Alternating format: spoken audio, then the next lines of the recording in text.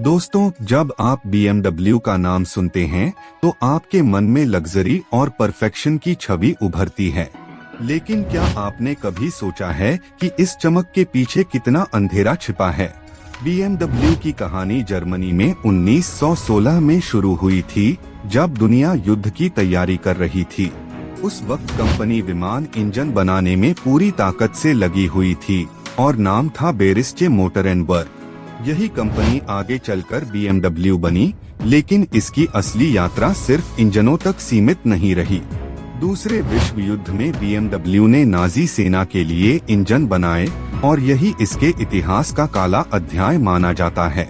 एक सत्य तथ्य ये है कि उस समय BMW ने बरगस्ती काम करने वाले मजदूरों को भी इस्तेमाल किया था। इतिहासकारों के अनुसार लगभग 50,000 मजदूरों को कैद से निकालकर फैक्ट्री में काम कराया गया। ये मजदूर बिना आजादी, बिना सुरक्षा और बिना सम्मान के काम करते थे। लेकिन जब युद्ध खत्म हुआ, सब चेंज हो गया। BMW पूरी तरह तबाह हो चुकी थी। उसी मलबे से नई सोच के साथ BMW ने कारों की दुनिया में कदम रखा। 1950 के दशक में उन्होंने माइक्रो कार्स से शुरुआत की, जो उस वक्त गरीब यूरोपियों के लिए उम्मीद बन गईं। धीरे धीरे कंपनी ने लग्जरी कार मार्केट में अपनी पहचान बनाना शुरू किया, लेकिन भीतर ही भीतर पुराने अतीत का साया हमेशा बना रहा।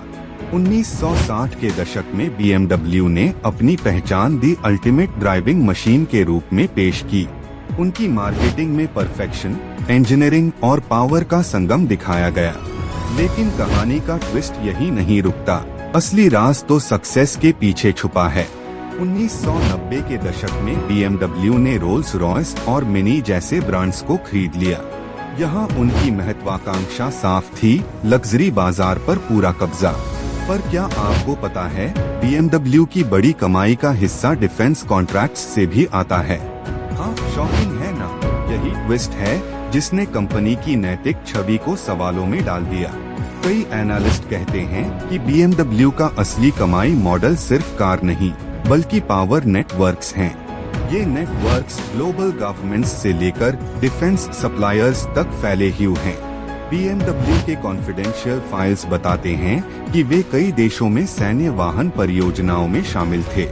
उनकी अर्निंग्स रिपोर्ट में ये जानकारी कभी खुलकर सामने नहीं आती।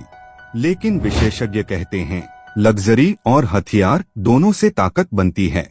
BMW अपने विज्ञापनों में इनोवेशन को दिखाता है, लेकिन इसके रियल डील्स बहुत अंदर तक जाते हैं।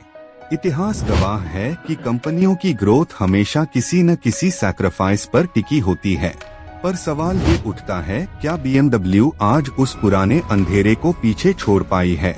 उनकी CSR रिपोर्ट्स आज ट्रांसपेरेंसी दिखाते हैं, पर बीते घाव अब भी ताज़ा हैं।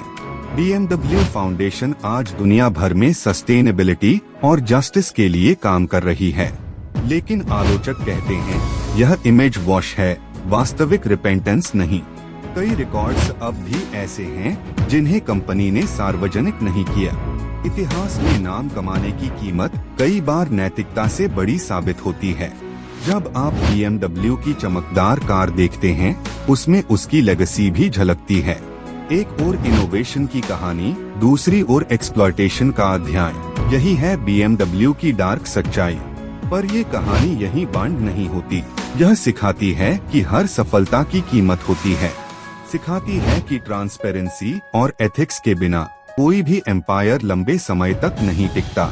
और यही संदेश BMW की इस जर्नी से निकलकर हमें चेतावनी देता है। दोस्तों, क्या आपको लगता है कि पाप और परफेक्शन साथ चल सकते हैं? इतिहास के पहिए घूमते हैं, लेकिन समय सब कुछ याद रखता है। BMW की ये डार्क सच्चाई हमें ये सिखाती है कि शक्ति चाहे जितनी मिल जाए, आत्मा का संतुलन जरूरी है।